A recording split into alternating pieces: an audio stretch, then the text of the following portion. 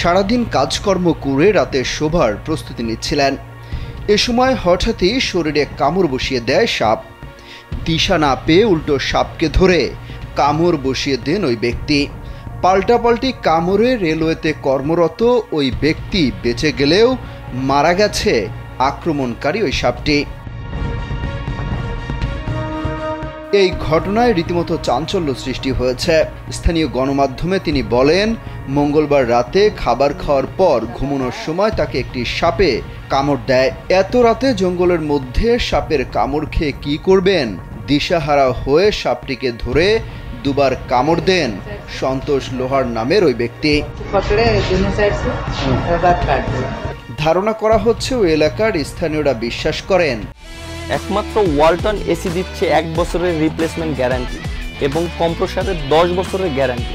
কামড় দেওয়া সাপকে উল্টো কামড় দিলে বিষের ক্ষতিকর প্রভাব ধ্বংস হয়ে যায় অথবা উল্টো সাপের শরীরে বিষ ঢুকে যায়, ফলে বেঁচে যেতে পারেন আক্রান্ত ব্যক্তি।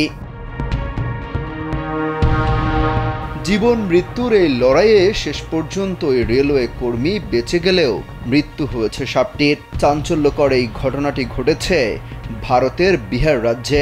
স্থানীয় সময় শুক্রবার এক প্রতিবেদনে এই তথ্য জানিয়েছে এনডিটিভি। প্রতিবেদনে বলা হয়েছে, ভুক্তভোগী ওই ব্যক্তির নাম সন্তোষ লোহার। 35 বছর বয়সী সন্তোষ বিহারের নওয়াদার রাজৌলির একজন রেল কর্মচারী এবং তিনি রাজৌলির ঘন জঙ্গলে রেল লাইন স্থাপনাকারী একটি দলের হয়ে কাজ করছিলেন। সাপে কামড় দেওয়ার পরপর সহকর্মীরা তাকে দ্রুত স্থানীয় হাসপাতালে নিয়ে যান। সেখানে ডক্টররা তাকে চিকিৎসা দেন। শারীরিক অবস্থা স্থিতিশীল বুঝতে পেরে পরের দিন সকালেই চিকিৎসকরা তাকে ছেড়ে দেন।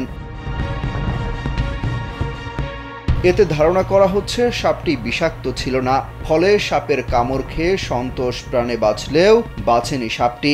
মানুষের কামড় খেয়ে মৃত্যু হয়েছে তার। অমিত হাসান রবিন, কালবেলা।